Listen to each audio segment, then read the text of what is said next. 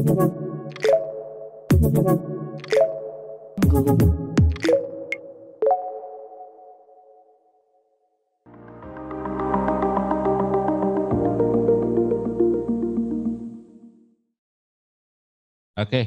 cek selamat pagi menjelang siang buat teman-teman semua.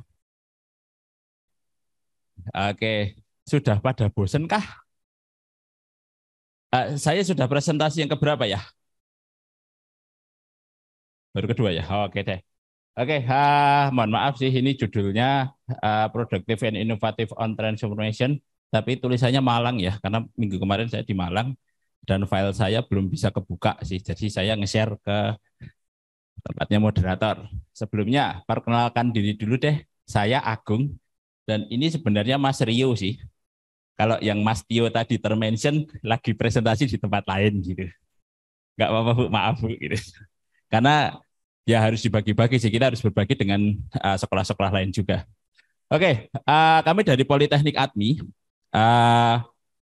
mungkin teman-teman sedikit banyak ada yang kenal deh. Pada dasarnya kita satu owner. Posisi kami ada di Solo dan mungkin teman-teman kalau yang dari ini semua dari Loyola pasti tahu Kolese Mikael ya. Karena di pelajaran 7 Kolese, nah kami Kolese Mikael sebenarnya. Jadi Kolese Mikael itu ada SMK Mikael dan ada Politeknik ATMI. Kami jenjang pendidikan berikutnya. Jadi kita sama-sama satu owner, punya visi misi dan basis yang kurang lebih sama. Teman-teman tahu 4C kan? Kompasio, yang terakhir komitmen pokoknya. Saya juga nggak terlalu hafal ya. Itu. Boleh next Bu. Nah, kita siapa? Kami sebenarnya ada di Surakarta dan kami berdiri tahun 1968 untuk Politeknik ATMI. Tapi untuk Kolese Mikael atau SMK Mikael itu berdiri tahun 1962 sih. Dan untuk ATMI Cikarang dulu kami istilahnya kampus 1 dan kampus 2. Tapi karena aturan pemerintah beda provinsi dan terpisah jarak 60 kilo harus manajemen sendiri. Sekarang dia namanya jadi Politeknik Industri Cikarang. Tetap sama-sama Kolese Mikael karena pada dasarnya kami adalah satu dari Kolese Mikael. Monggo Bu, next. Oke. Ini kelas 10, 11, 12 atau 10, 11 campuran IPA IPS? Campuran, saya mau nanya nih, teman-teman sudah sekolah berapa lama? PTM-nya yang tatap muka? 3 bulan, 4 bulan? Mulai Juni ya? Juni atau Juli ya? Juli kemarin kan? Pertanyaan saya sih, enak sekolah online apa offline? Offline. Ada yang merasa nyaman dengan online? Boleh tunjuk tangan? Nggak apa-apa, beda nggak apa-apa. Oke, menyenangkan ya. Itu calon teknokrat untuk komputer. Oke, ini saya ya, pengalaman saya ngajar online pakai satu PC atau laptop ya. Monitor kedua untuk apapun terserah. Monitor ketiga, apakah seperti itu? Ada yang pakai double monitor? Atau oke lah, satu monitor terus satunya HP gitu? Enggak mungkin deh. Gitu. Kenapa begitu? Saya ya ngajar ya. Saya dosen atau mungkin pengalaman ibu bapak guru kalian ya. Yang mau saya jelasin adalah pertanyaannya, setelah libur 2 tahun, enak enggak? Ada yang bilang enak? Ya libur seminggu 2 minggu bahagia ya, tapi kalau 2 tahun ya susah juga ya. Ya enggak libur sih, belajar dari rumah gitu ya. Nilainya bagus-bagus enggak? Ya kan? Ya itu tadi layar 1, layar 2, layar 3 kan. Kenapa saya ngomong seperti itu? Saya nggak akan menjelaskan panjang lebar tentang kami seperti apa. Kemampuan kalian ngepoin sesuatu dari internet itu dibanding generasi sebelumnya mungkin 10-15 kali lebih lipat. 15 kali lipat lebih jauh, lebih baik. Kenapa? Dulu inget nggak? Mungkin yang kelas 10 waktu masih SMP atau kelas 11-12, Loyola dulu bawa HP, disita nggak HP-nya? Kita sama-sama satu kolese. Di Mikael itu disita soalnya. Yang ngambil orang tuanya. Terus habis itu suruh sekolah pakai HP. Gitu. Menyenangkan nggak kira-kira? Atau gini deh, kita ngomong satu mata pelajaran matematika deh. Matematika itu susah atau gampang? Saya mau tanya yang tunjuk tangan yang bilang gampang siapa ya? Nggak apa-apa, boleh sih. Good luck. Itu anak IPA besok bisa masuk ke sekolah yang bagus deh. Yang nggak harus ya. Oke, belajar offline aja susah kan untuk matematika, apalagi online ya. Karena pada dasarnya mentransfer ilmu, kemampuan kognitif itu lebih enak kalau tatap muka seperti ini. Itu ya serunya belajar offline ya. Ternyata libur kelamaan juga nggak enak kan, gitu. Jadi nanti kalau teman-teman mau tahu banyak tentang admin, silahkan masuk web aja deh. Kemampuan ngepoin kalian jauh lebih baik. Next, Bu. Nah, ini untuk masuk webnya sih. Next saja. Bukanya gampang, admin.ac.id. Dan kita juga punya sosial media. Ada Instagram, ada Facebook, dan ada YouTube. YouTube-nya nanti sebentar. Kita ngomong Instagram. Oke lah, Instagram hampir semua sekolah punya ya. Pertanyaan berikutnya, kenapa masih pakai Facebook sih? Ada yang masih login di Facebook kah? Untuk kalian, itu salah satu sosial media yang paling jadul ya. Kenapa kami masih pakai Facebook? Kita tahu tadi untuk Kolese Mikael, SMK berdiri tahun 62 dan ATMI berdiri tahun 1968. Lulusan pertama kami mungkin seusia opa, oma, kakek, nenek teman-teman deh. Nah, ya harus difasilitasi kan. Coba deh kalau teman-teman nge-share sesuatu ke opa, oma, teman-teman deh. Dikasih link TikTok gitu, bisa buka nggak ya? Ya bisa sih, tapi itu cuma sebatas itu, dia nggak bisa scroll dan sebagainya kan, susah kan. Nah itu kenapa salah satu alasan kami masih menggunakan Facebook. Kami punya multiple generasi di lulusan ATMI. Dan kayaknya Facebook semua file bisa masuk ya. Kalau TikTok atau Instagram limited dan sebagainya lah. Itu. Next, Bu. Nah ini untuk YouTube-nya. Ya kalau lihat di sini subscribernya masih 1,28K ya. Ya aktual 2.500, 3.000 lah. Kok dikit ya, itu pasti bilangnya gitu. Kami sekolahan ya, bukan vlogger. Ingat itu. Silahkan ngecek sekolahan manapun ya, kecuali sekolahnya itu memang semacam multimedia atau desain grafis ya, pasti subscribernya banyak gitu ya. Yang ada di YouTube kami itu ya aktivitas harian teman-teman pada ngapain sih. Nanti kalau ada waktu kita bisa buka di YouTube-nya. Paling kita show video 5-10 menitan yang ada di situ. Oke, next, Bu. Nah ini kami, Kolese Mikael. Kami punya Politeknik Admit dan yang logo yang merah ini pasti teman-teman kenal lah, logo SMK Mikael. Karena di pelajaran 7 Kolese ada. Apa yang mau istilahnya saya ceritakan di slide ini adalah sistem kurikulum kami itu berasal dari Swiss. Istilahnya istilahnya buku referensi utama adalah berasal dari Politeknik St. Gallen di Swiss. Di mana notabene kurikulum di Swiss dan Jerman itu adalah menggunakan dual system. Dual system itu seperti apa? Industri sangat involved atau sangat terlibat kepada sistem atau pengajaran di kampus. Tidak hanya di kami ya, mungkin kalau teman-teman datang ke pameran, terus kemudian melihat ada belajar sekolah di Jerman dan sebagainya, sama. Dia juga istilahnya kurikulumnya itu di-involve banget oleh industri. Agak beda dengan kita ya, yang ada di Indonesia ya. Terutama SMA nih. Karena misalnya begini deh, kalau kalian sekolah di Loyola, di Semarang deh, mungkin terus kemudian somehow reason teman-teman harus pindah ke Surabaya atau ke Jakarta. Yang kalian dapetin kan sama kan kurikulumnya kurang lebih. Misalnya pelajaran fisika atau pelajaran sosiologi, geografi di kelas 11 SMA, entah IPA, entah IPS, di Semarang, Surabaya, atau mungkin di Bandung, kurang lebih sama. Kenapa? Karena kurikulum kita sampai di level SMA itu masih ditentukan oleh Kemdikbud Ristek Dikti. Menterinya Mas Nadiem itu. Nanti di slide berikutnya tak ceritain serunya Mas Nadiem seperti apa. Gitu. Jadi salah satu kenapa kami boleh dijadiin pilihan adalah kurikulum kami anggap aja sekitar 60-70% pure ditentukan oleh industri. Kenapa? Karena prakteknya lebih banyak. Jadi praktek di kami itu 2/3 hidup kalian di kampus, istilahnya hidup teman-teman mahasiswa itu ada di bengkel atau di tempat praktek.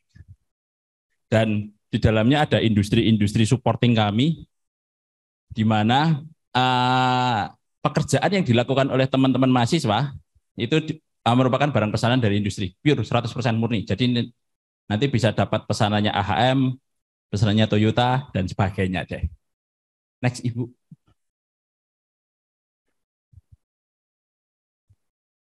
Boleh langsung satu halaman penuh. Kenapa kami boleh dijadiin pilihan deh? Oke, stop. Kami punya, ini jurusan-jurusannya di ADMI, dan kami punya dua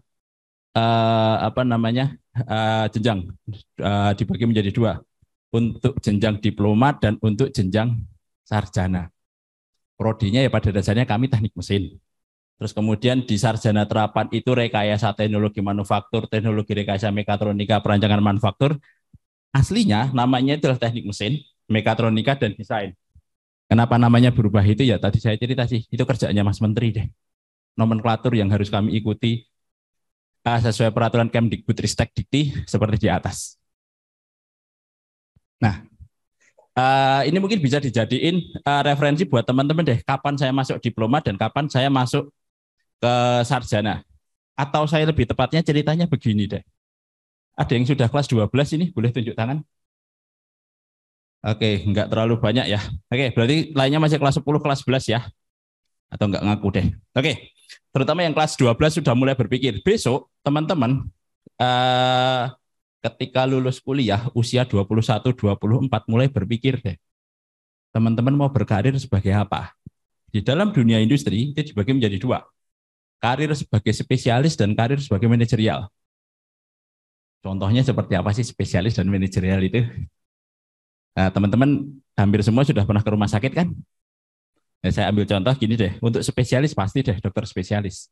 Karena pada dasarnya kedokteran itu adalah vokasi sih, dalam artian spesifik banget.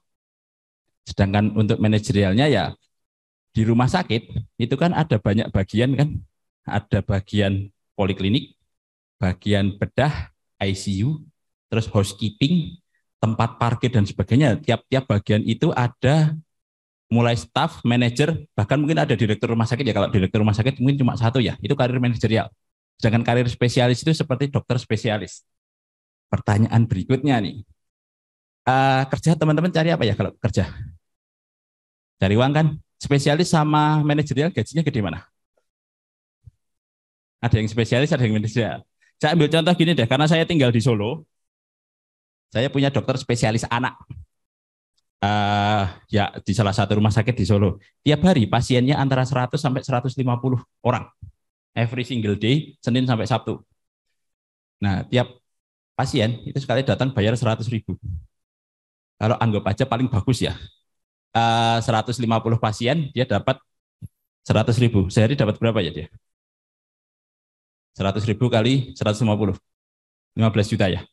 Oke, sehari. Sebulan itu anggap aja 23 hari kerja, karena minggu dihitung libur. 23 kali 15 tadi berapa ya? 15 juta. 345 juta per bulan. Dia dari dokter spesialis, dari prakteknya dia. Kira-kira sama direktur rumah sakit gajinya gede mana ya? Spesialis sama manajerial. Dan itu bisa diaplikasikan ke berbagai bidang yang lain. Ada yang suka komputer? Kenal Jim Geovedi nggak?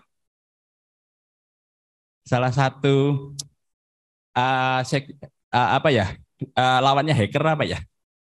Yang jagain sistem perbankan di Indonesia, Jim Geovedi. Salah satu prestasinya itu dia pakai laptop sama sambungan internet bisa geser koordinat satelit. Cuma modal laptop sama internet. Dia spesialis ya untuk dunia IT. Teman-teman ada yang tahu di Indonesia uang yang berada di bank kira-kira berapa? Sekitar 5.800 triliun dijaga sama dia. Istilahnya backup backup security-nya sama Jim Geovedi. Ya sudah tahu toh kalau dia jagain 5.800 triliun, 5.800 terus nolnya 12 ya. Mungkin kalkulator atau handphone kalian nolnya mungkin sampai di bawah level 2 atau level 3 sih. Sebanyak itu. Udah tahu kan gajinya? Ya kalau enggak gajinya nolnya 9 deh per bulan. Anggap aja sekelas direktur perusahaan yang paling besar di Indonesia apa ya kira-kira? Astra? BUMN deh, BUMN yang paling besar siapa? Pertamina deh yang sering lagi disorot nih. Tahu tahu gaji direktur Pertamina? 400-an juta. Mungkin kalian jadi spesialis kayak Jim Govedi, gajinya 10 kali lipat dari direktur Pertamina. Nah, itu serunya jadi spesialis. Dan API cenderungnya sih spesialis sih. Nah, terus pertanyaan berikutnya nih, kapan saya milih spesialis dan kapan saya milih manajerial? Untuk gampangnya cocok diploma atau cocok sarjana sih gitu. Kalau teman-teman merasa introvert, lebih suka bekerja sendiri, terus kemudian nggak terlalu suka bergaul dengan orang banyak, saya pikir spesialis lebih cocok deh. Karena manajerial itu buat teman-teman yang suka berorganisasi, suka mimpin orang, suka bikin project dan sebagainya. Dua sisi yang berbeda kan. Nggak harus di dunia teknik, di semua lapangan pekerjaan uh, itu bisa dilakukan. Oke, mungkin yang kelas 10, kelas 11 belum terlalu mikir ya. Saya masih menikmati masih menikmati sekolah offline seperti ini sih, ketemu sama teman-teman. Toh yang kelas 12 juga baru mikir besok saya mau kuliah di mana ya? Atau kuliah seperti apa ya? Apa yang cocok dengan saya ya? Kemungkinan berpikirnya seperti itu sih. Semoga bisa sedikit mencerahkan. Next, Ibu. Di yang pertama dulu. Oke, stop dulu. Oh, enggak apa-apa. Saya mau cerita untuk kenapa kami boleh dijadiin salah satu pilihan ketika teman-teman besok mau lanjut sekolah. Mau cerita sejarah deh, terutama manufaktur yang mengubah sejarah dunia, revolusi industri. Kita sekarang hidup di industri era 4.0 kan, teman-teman sering dan mau ke istilahnya sudah mulai goyang ke society 5.0 kan. Saya mau cerita untuk 1.0-nya dulu deh. Itu ketika tahun 1000, mau dikoreksi kalau saya salah sih, tahun 1700-an atau 1800-an ketika pertama kali James Watt menemukan mesin uap. Dari masyarakat agraris menjadi masyarakat industri. Itu perubahannya banyak ya. Masyarakat agraris cirinya seperti ini. Teman-teman sudah pernah lihat orang bertani di sawah? Kalau capek gimana? Pulang kan? Kalau hujan? Pulang. Masyarakat industri nggak seperti itu ya. Kalau capek pulang terus hujan pulang gitu, pabriknya berhenti kan? Kan industri itu sebuah susunan supply chain dari before after, sebelumnya before dan afternya after kan ada. Jadi kalau dia pulang proses berhenti, semuanya berhenti. Itu revolusi industri pertama. Ya boomingnya berikutnya adalah ketika tersambungnya pantai barat dan pantai timur di Amerika, di New York sampai di San Francisco, tersambung pakai rel kereta api, hasil penemuannya James Watt. Ya Amerika jadi seperti itu karena salah satu faktor utama pertamanya sih adanya rel kereta yang menyambungkan dari pantai barat ke pantai timur. Terus revolusi industri 2.0 ketika listrik mulai diperkenalkan ke industri atau ketika mass production deh yang istilahnya boomingnya itu ketika Perang Dunia Pertama dan Perang Dunia Kedua deh. Jadi semua dipaksa produksi massal untuk peralatan perang. Sering lihat di TikTok atau di Instagram bahwa jumlah pesawat yang jatuh waktu Perang Dunia Pertama dan Perang Dunia Kedua dengan pesawat yang terbang saat ini masih lebih banyak ketika pesawat yang jatuh ketika Perang Dunia Pertama dan Kedua kan. Kalau sering scroll-scroll di TikTok atau di Instagram, itu bayangin aja, kira-kira pesawat yang terbang itu antara sekitar 15 sampai 25 ribu unit pesawat saat ini. Sebelum COVID tuh ya, kalau habis COVID ya belum tahu sih, sekitar tahun 2019 ketika lagi peak season. 19 ribu pesawat itu ngitungnya dari 1 sampai 19 ribu ya, dan itu bisa terbang semua. Dan tahun Perang Dunia Pertama itu 43 sampai 48, hampir 100 tahun yang lalu, sekitar 80-an tahun yang lalu, itu sudah ada. Itu revolusi industri 2.0. Yang 3.0 nih, ada yang tahu kapan pertama kali komputer masuk Indonesia? Ada yang suka komputer nih, tahun 1986, tipenya 286. Habis 286 itu 386. Habis 386 itu 486. Habis 486 itu Pentium 1, 2, 3, 4, terus sampai sekarang. Itu pertama kali komputer masuk Indonesia. Atau ada yang tahu pertama kali komputer diciptakan kapan? Kenal nama Alan Turing nggak? Ada yang fanboy Apple? Yang pakainya handphonenya Apple? Saya pakai sih, gitu aja. Itu apel keroak itu terinspirasi dari ketika Alan Turing bunuh diri di apartemennya waktu itu ya, karena dia seorang LGBT ya, di Inggris waktu itu LGBT dianggap masih dosa besar. Salah satu jasanya dia itu adalah memecahkan kode Enigma ketika zaman Perang Dunia Kedua. Jadi dengan menciptakan komputer pertama, dia mengklaim istilahnya memendekkan perang sekitar 3 sampai 5 tahunan. Karena kodenya tahu, jadi Inggris dan sekutunya itu bisa ngatur strategi supaya tidak jatuh korban terlalu banyak sih. Itu pakai komputer pertama. Itu revolusi industri 3.0. Yang revolusi industri 4.0, teman-teman ngalami deh. Kalau saya istilahnya ngomong 14045 deh. Apa yang pertama kali terpikir di benak teman-teman deh? Ada yang tahu? 14045? Sering dengar kan? Itu nomor teleponnya McD untuk layanan antar. Pasti pada ketawa gitu. Oke, kita kembali flashback ke 7-10 tahun yang lalu. Ini hari Sabtu, sore, hujan, teman-teman mager deh, lapar.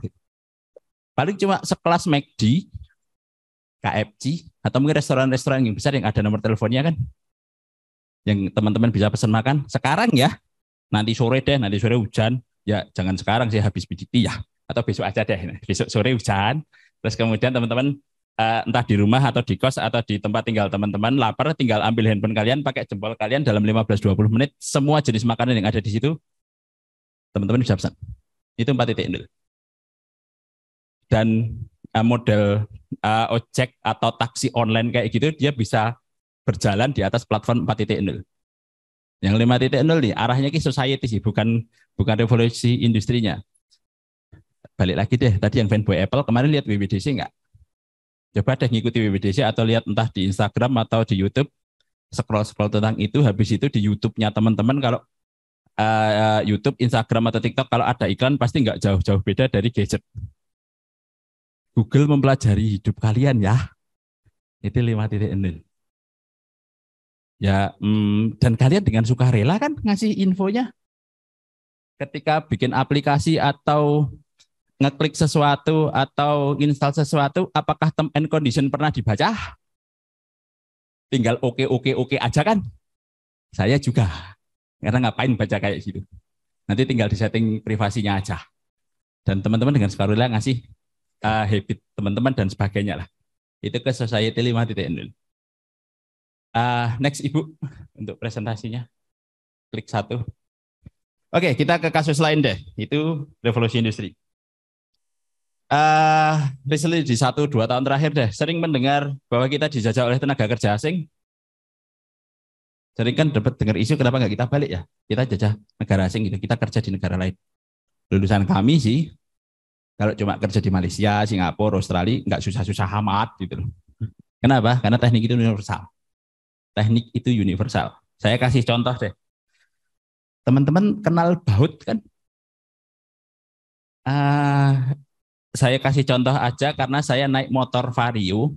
Baut spion motor Vario itu ukurannya baut M10. Oke, teman-teman di Semarang beli baut M10 untuk motor Vario, dikasihnya itu. Teman-teman ke Surabaya beli baut M10 untuk motor Vario, dikasihnya produk yang sama. Teman-teman ke Batam beli baut M10 untuk motor Vario, dikasih produk yang sama. Mungkin kalau misalnya motor Vario diekspor ke Dubai, teman-teman juga bilang baut M10 untuk spion motor Vario, dikasih produk yang sama. Kalau motor Vario diekspor ke Inggris, terus kemudian teman-teman minta beli ke dealer ya, beli baut M10 untuk spion motor Vario, dikasih hal yang sama kan? Ya, teknik itu universal. Di mana aja semua sama. Kalau teman-teman lagi install sesuatu, kita dibagi menjadi 2 ya, ukuran imperial dan ukuran metris. Imperial itu yang milimeter, metris itu inci. Dah mau teman-teman setting di handphone manapun, semuanya sama. Dan ada yang tahu 1 inci berapa senti atau berapa mili? 2,54. Dah, dipegang itu. Orang teknik harus bisa sih. Ya, karena ini semua nggak teknik ya nggak apa-apa sih. Gitu. Jadi pada dasarnya kenapa saya menjamin kerja di teknik gampang cari kerja, salah satunya seperti itu sih. Karena teknik itu universal. Ada yang nggak punya handphone? Semua punya kan? Beli di Indonesia, dipakai di Singapura, di Australia, di Amerika, atau di Europe, bisa kan? Cuma nginstal sesuatu yang tadi term and condition-nya nggak teman-teman baca, tinggal di oke-okein aja kan? Nah, itu universal kan? Jadi mau pabriknya di Cina, mau pabriknya di Hong Kong, di Taiwan, di US, atau di Eropa, handphone adalah barang teknik. Semua sama. Jadi ya untuk masa depan teknik nggak susah-susah amat lah. Gitu. Next, Bu. Oke, ini produktif and inovatif. Flashback lagi ke 3-4 bulan lalu atau ke sekitar Juli 2021 ketika COVID Omicron lagi tinggi-tingginya. Teman-teman masih makan nggak? Waktu kondisi kita di karantina full sama pemerintah, masih makan kan? Masih pakai listrik kan? Bisa bayangin kalau yang nyiapin makanan, nyiapin listrik itu ikut-ikutan kerja dari rumah, kita nggak makan, nggak ada listrik, nggak ada BBM. Tetap harus produktif dan harus inovatif. Untungnya ya sudah ditemukan Zoom ya, atau model platform-platform seperti itu gitu loh. Jadi enggak boring-boring amat gitu loh di rumah ini. Kalau enggak gitu kita kembali ke zaman batu ya. Pernah berpikir enggak tiba-tiba internet kita di shutdown sama somebody gitu? Kalian mau ngapain? Mau main, tahu main congklak enggak? Nah, main kartu, ya game online semuanya hilang ya. Handphone jadi ya mentok dilubangi terus kasih sesuatu jadi gantungan kunci deh, nggak bisa kepakai, internet di shutdown itu. Jadi ya sudahlah, kita kan sudah bertransformasi kan, yang tadi kalau ke sekolah bawa handphonenya disita, sekarang belajar aja harus pakai handphone ya, harus berpikir, harus mengubah mindset gitu. Next, Ibu. Oke, dari semua hal tersebut, kenapa kami Politeknik Admi Surakarta boleh dijadiin pilihan buat teman-teman? Kami berdiri tahun 62, 68, sudah lewat dari revolusi industri 2 ke 3, terus kemudian 4, dan sekarang istilahnya kita involve di industri 5.0 sih, society 5.0, dan sudah proven. Bisa dilihat di next slide-nya. Salah satu provennya adalah ini, di grafik sebelah kiri teman-teman. Yang grafik hijau itu grafik jumlah lulusan, dan grafik biru adalah jumlah request tenaga kerja. Jadi lulusan tahun 2020 turun karena COVID ya. Oke, kita semua setuju, semua pabrik di stop. Terus kemudian 2018 tinggi banget, ke 2019 turun. Kenapa? Karena implementasi 4.0 di Indonesia luar biasa besar. Jadi kenapa luar biasa besar? Banyak istilahnya pekerjaan orang itu berubah jadi pekerjaan robot sih. Jadi besok teman-teman itu musuhnya tidak hanya orang ya, musuhnya robot juga. Sudah kelihatan kan sekarang, kasir bank hilang, penjaga pintu tol hilang, robot sapu ada yang punya, itu kan mengurangi pekerjaan mbaknya di rumah kan. Oke, next Ibu. Nah ini adalah apa namanya networking kita sih. Sudah pernah minum Coca-Cola semua kan? Oke, terus Toyota kenal kan? Oke, saya mau sedikit cerita, mungkin sekitar 2-3 menit lagi cerita untuk bagaimana memilih pekerjaan. Ternyata memilih pekerjaan bukan sesuatu yang mudah. Mungkin belum kepikir sih buat teman-teman, karena teman-teman usianya masih 14-18 ya. Ini akan kepikir ketika sudah masuk usia 21-22 sih. Jadi karena ini, ini sekolah Katolik kan, saya mau nanya nih, ada yang mau jadi romo atau suster? Punya kepikiran dulu deh. Karena kan punya Jesuit kan, sama kita loh. Saya juga sering kayak gitu kok ke mahasiswa kok. Jadi semua pengen menikah ya saat ini ya. Berarti ngidupin anaknya orang kan. Gitu. Ternyata ketika besok teman-teman lulus kuliah, itu ada 3 hal yang istilahnya akan menjadi krusial ketika teman-teman mau memilih pekerjaan. Nomor 1, pasangan kalian di mana? Kalian keterima kerja di mana? Misal nih, kalian kuliah, anggap aja kuliah di Semarang, terus kemudian kerja di Semarang, tapi pasangan kalian ada di Surabaya. Pengennya gimana? Dekat kan? Orang dekat aja bisa ketikung, apalagi LDR ya. Oke, pertama. Ya. Yang kedua, orang tua kalian. Orang tua kalian juga pengennya, oke, kuliah dekat masih bisa, kerja juga dekat sama rumah kan? Kalau perlu sampai dibeliin rumah atau mobil supaya dekat gitu. Itu yang kedua. Kalau mau contoh sih, lihat mungkin kalau punya kakak atau saudara yang sudah bekerja, bagaimana dia diperlakukan oleh orang tuanya. Gimana caranya biar dekat. Yang ketiga, circle pertemanan deh. Kan circle pertemanan paling seru itu pas SMA sama kuliah, percaya sama saya deh.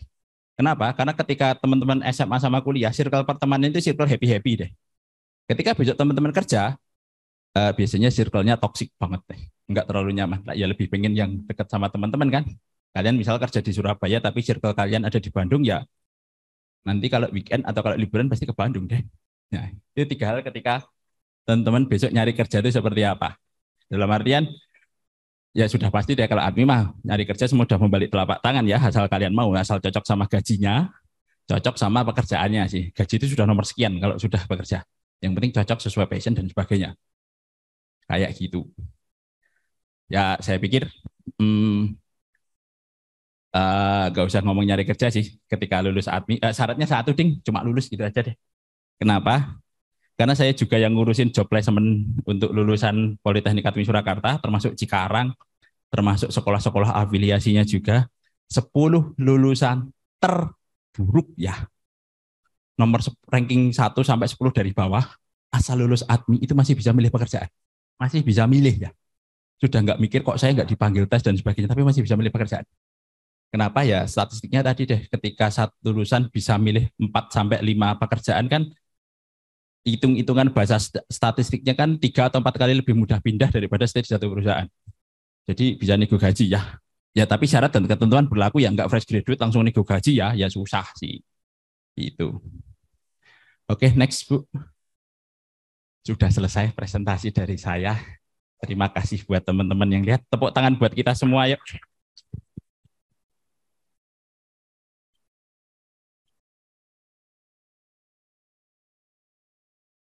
Baik, terima kasih Pak Agung ya. Oke. Dari teman-teman apakah ada yang mau bertanya? Boleh. Wah, Ada yang mau belum. magang di luar negeri? Kita lagi susah-susah nih menyalurin magang ke Hungaria, dalam artian susah. Ya satu angkatan ini sudah ada mungkin sekitar 3 sampai 7 orang yang magang di sana. Terus kalau magang versinya pemerintah pakai ISMA di US sama di Jerman. Syaratnya satu sih, asal kalian lulus gitu aja deh. Gitu. Oke, sudah langsung diberikan pertanyaan loh teman-teman. Nah, teman-teman ada yang mau bertanya? Bagi Bapak Ibu atau teman-teman yang ikut bergabung di dalam Zoom bisa mengetikkan pertanyaan lewat kolom chat. Nanti akan saya bacakan. Belum ada yang mau bertanya dari sini? Baik, Bu Velen wakilkan terlebih dahulu. Bapak mungkin bisa diceritakan buat mahasiswa-mahasiswa di ADMI apakah disediakan dormitori ataukah ngekos? Oke, makasih Bu. Untuk ADMI Solo, kita cuma ada kos, nggak ada dormitory. Kecuali ADMI Cikarang. Kalau ADMI Cikarang ada. Alasannya kenapa? Mungkin yang tahu ibu bapaknya sih. Di Jogja, Solo, atau Jawa Tengah itu kan ada KKN kan. Kenapa di ADMI enggak soalnya. Jadi ketika kita ngomong perguruan tinggi itu ada namanya Tridharma Perguruan Tinggi. Salah satunya pengabdian pada masyarakat.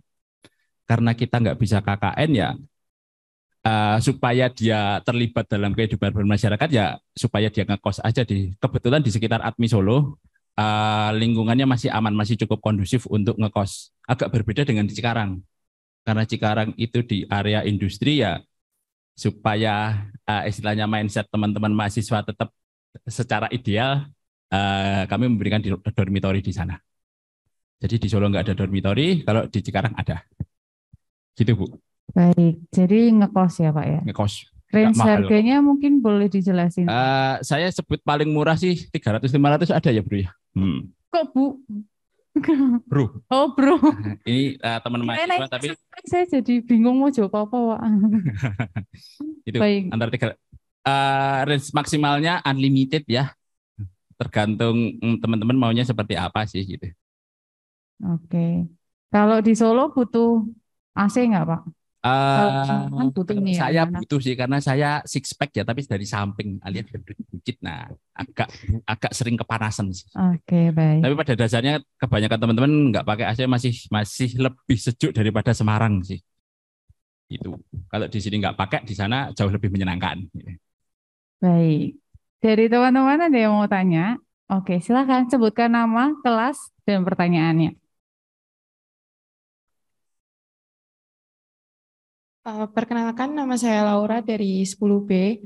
Pertanyaan saya, apakah di akhir itu harus membuat skripsi atau boleh membuat program lainnya? Terima kasih. Oke, terima kasih Mbak. Pertanyaan yang bagus. Salah satu yang sedang kami uji adalah untuk D4. 2 tahun terakhir itu programnya magang di Eropa. Jadi nanti tugas akhirnya adalah semacam bikin laporan. Kalau yang kelas reguler, ya tetap ada tugas akhir, ya itu syarat ya soalnya. Nanti mungkin di teman-teman waktu SMP, lulus SMP kan dapat PIN kan, penomoran ijazah nasional kan.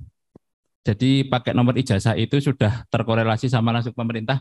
Nah, salah satu syaratnya itu untuk perguruan tinggi bikin tugas akhir atau skripsi sih. Cuma jangan khawatir ya, enggak susah-susah amat itu aja.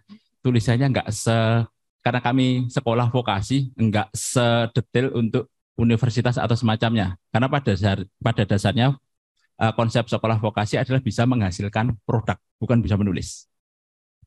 Jadi berbahagialah kalau misalnya produknya bisa diwujudkan sih gitu. Nanti tulisannya ya secukupnya aja, itu enggak ribet-ribet banget kok.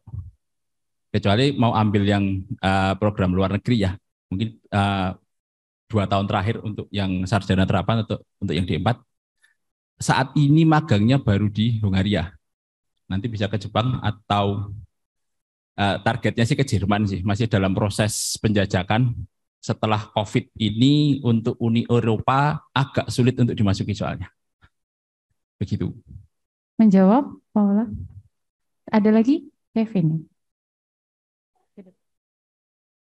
Perkenalkan Kak, saya Kevin, kelas 12G. Saya mau tanya, kan tadi dijelasin kalau walaupun nilai peringkat paling rendah pun tetap dapat kerja. Nah, di ADMI itu nerapin kayak sistem DO gitu nggak sih Pak, kalau misalnya nggak sesuai? Iya nerapin sistem DO. Masalahnya gitu. Jadi begini deh, karena kita praktek ya, produknya itu seperti bolpen ini deh. Kita misalnya membuat produk bolpen ini ukurannya anggap aja sekitar 7 sampai 8 mili, toleransinya 0,5 deh gitu. Nah, tadi salah satu praktek paling seru di ADMI kan ngikir nih, pakai kikir. Teman-teman tahu kan kikir? Itu toleransi yang diminta adalah 0,02 mm. Kalau susah bayangin 0,02 mm atau 20 mikron itu seperti apa, rambut kita, rambut orang Indonesia itu rata-rata ukurannya 0,2 sampai 0,3. Jadi rambut di 10. Itu pakai kikir, bisa kok. Pasti bisa, karena kita menggunakan sistem gimana caranya si mahasiswa atau si anak itu dari tidak bisa. Dulu saya juga SMA, saya taunya cuma matabur doang. Dan ternyata matabur itu masih terdiferensiasi menjadi lebih banyak lagi.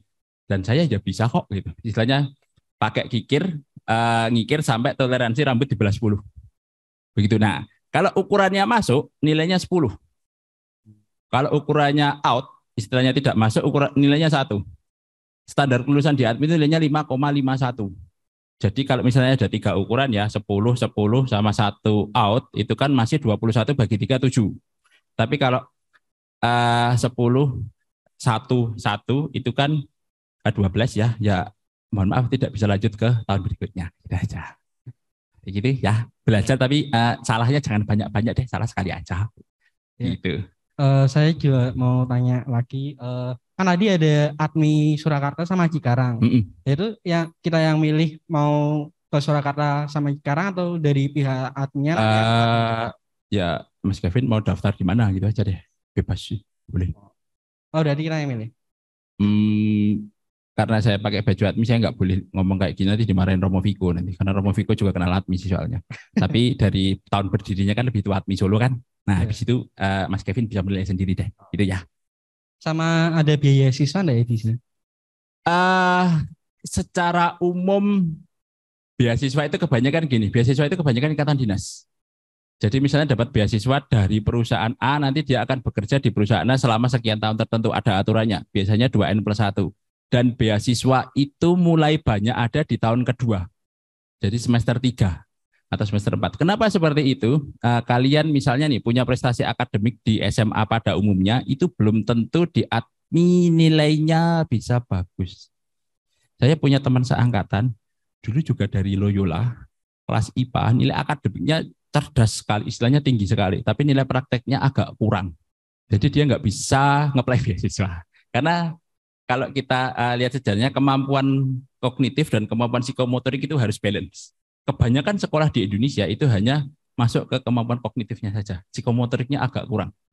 Nah, kemampuan psikomotorik dan kemampuan kognitif yang balance itu yang akhirnya bikin kita laku di perusahaan. Tapi intinya kalau masalah biaya kurang lebih sama seperti sini kan sama-sama punya Jesuit kan. Oh, ya. Kurang lebih sama kok. Jangan Iya. khawatir. Terima kasih, Pak. Oke. Thank you, Mas Baik, Kevin. ini pertanyaannya sudah diborong Kevin nih kayaknya ya. Ada lagi teman-teman yang mau tanya? Dari Zoom apakah ada Bu Ina? Belum ada. Dari teman-teman yang lain?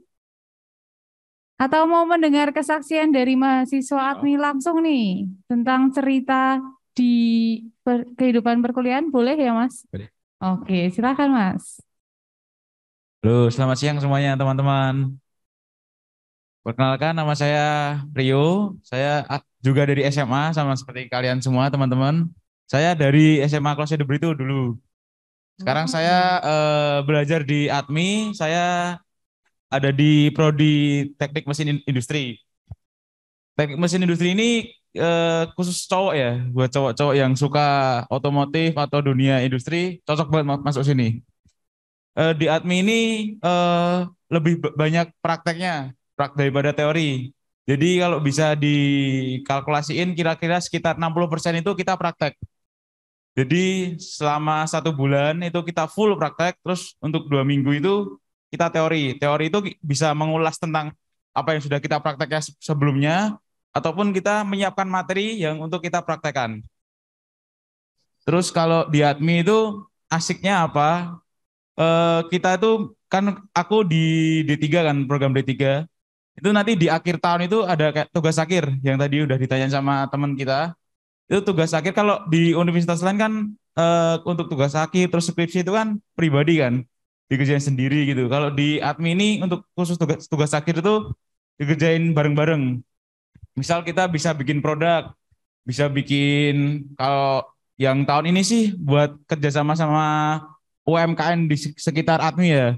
Misal ada pedagang butuh apa? Misal pengering buat nirisin apa minyak dari gorengannya, dagangannya. Kita bisa bikinin. Kalau produk kita bagus, itu bisa dijual ke yang lebih luas lagi, bukan cuma di UKM sekitar ATMI. Itu sih dari saya. Terima kasih. Baik, mungkin bisa diceritain dikit Mas, diskresinya dari SMA milih Politeknik. Itu agak lucu sih sebenarnya. Dulu tuh aku kurang suka ya di ATMI. Kenapa?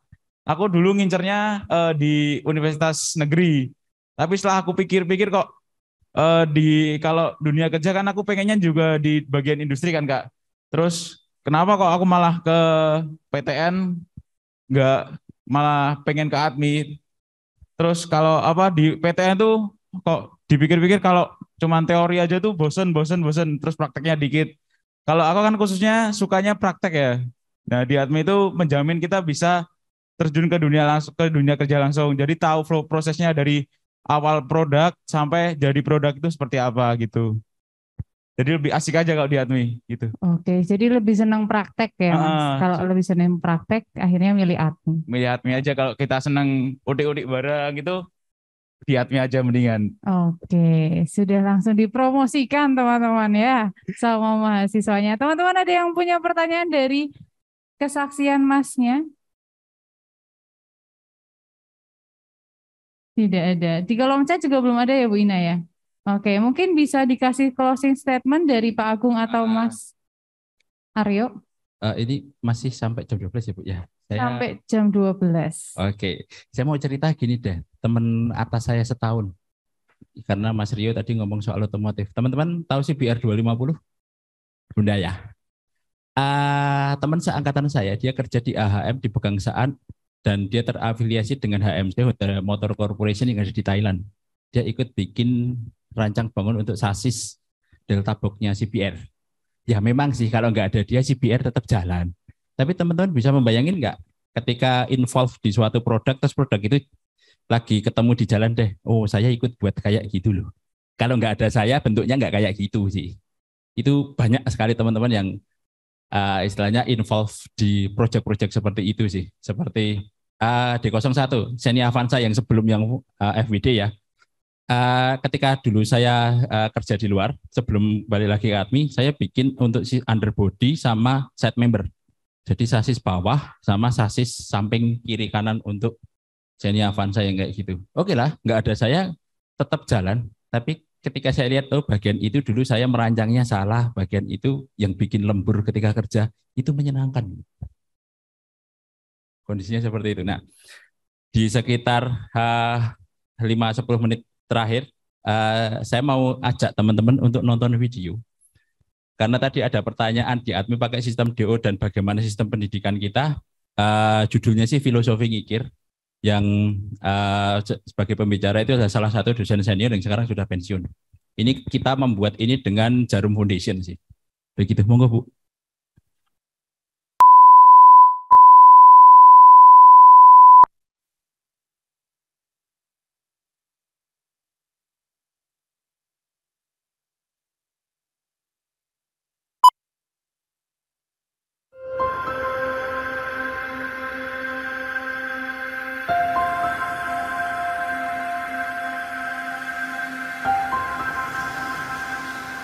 Pemuda Indonesia perlu lebih punya bekal yang bisa dipakai untuk membangun Indonesia dengan memiliki kemampuan 3 kawasan akademik.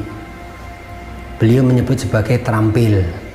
Terampil dalam konteks ini itu terampil meliputi terampil motorik atau otot, terampil pikir atau cerdas, dan terampil hati atau attitude.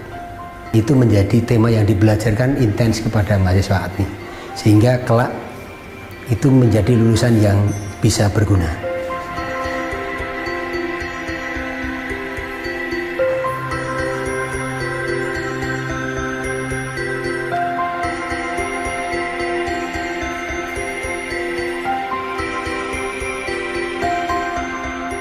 Mikir itu pada dasarnya sebenarnya untuk membelajarkan tema-tema kerja membentuk dari aspek benda bentuk persegi.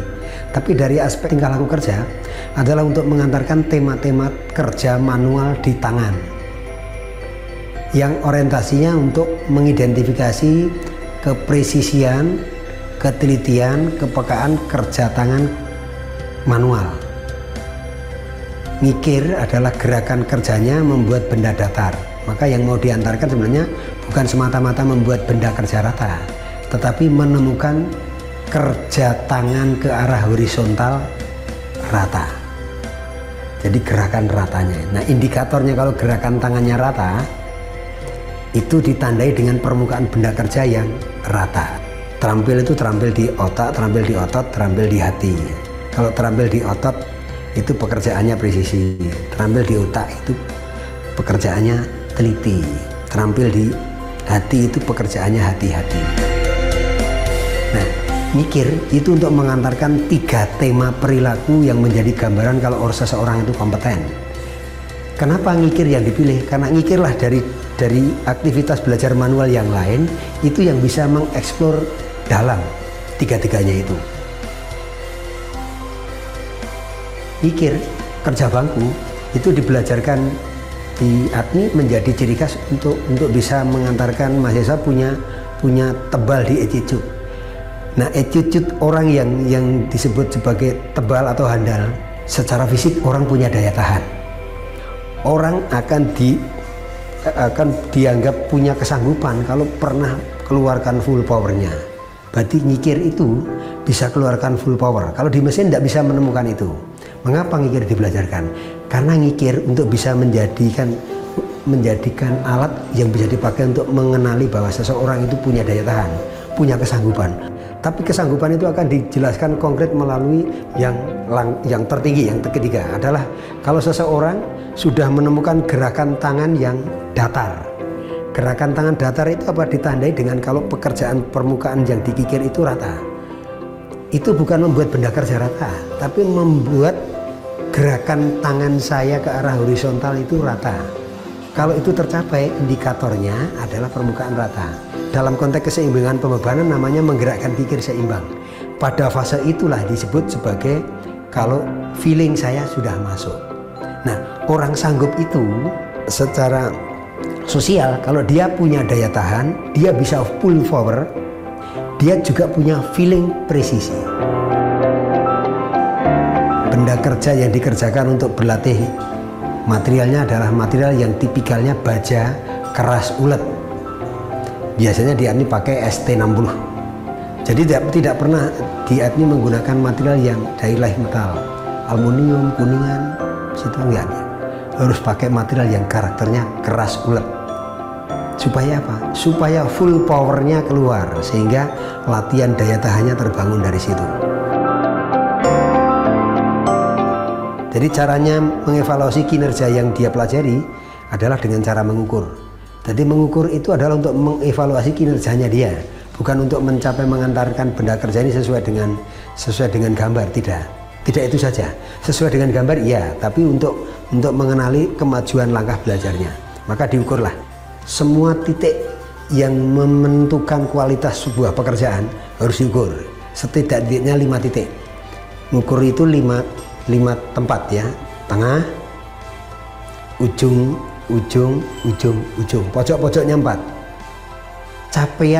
Capaian prestasi belajarnya diakui pada titik yang terjelek. Ini keputusan psikologis supaya orang kalau belajar mekanik itu kesanggupannya hanya iya atau tidak.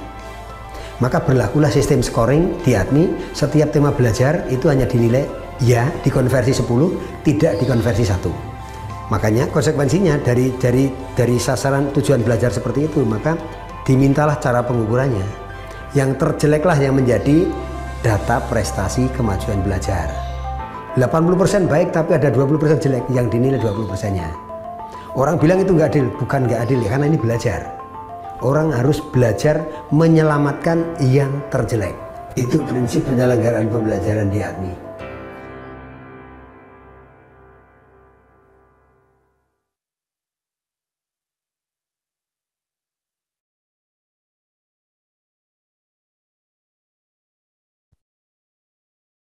Mas Kevin menjawab ya, kenapa nilainya seperti itu. Dan yang terakhir, salah satu pesan saya, besok ketika teman-teman usia 21, 22 dan sudah mulai kerja setelah lulus sekolah, kecuali teman-teman lanjut ke S2 atau ke sampai doktoral ya, yang teman-teman hadapi enggak makin mudah ya. Termasuk diantaranya mungkin robot keseharian akan sudah menjadi salah satu keseharian kita, istilahnya jadi partner kerja. Dan robot itu enggak minta aneh-aneh ya. Dia enggak minta digaji, enggak minta naik gaji, enggak minta liburan, enggak minta THR. Syaratnya cuma satu sih, asal listriknya stabil gitu aja. Dia bisa kerja 24, 7, 3, 6, 5. 24 jam sehari, 7 hari seminggu, dan 365 hari setahun. Ini yang selalu kami message kepada teman-teman muda, karena kami institusi pendidikan yang tiap hari bergerak, istilahnya berjuang bersama anak muda untuk menghadapi masa depan yang tidak menjadi lebih mudah, tantangannya akan menjadi lebih banyak. Jadi ya sesuai ini kan filosofis banget kan, karena dari spiritualitas Ignatian ya kita harus belajar untuk menyelamatkan yang terjelek. Begitu. Terima kasih Ibu. Baik, terima kasih Bapak.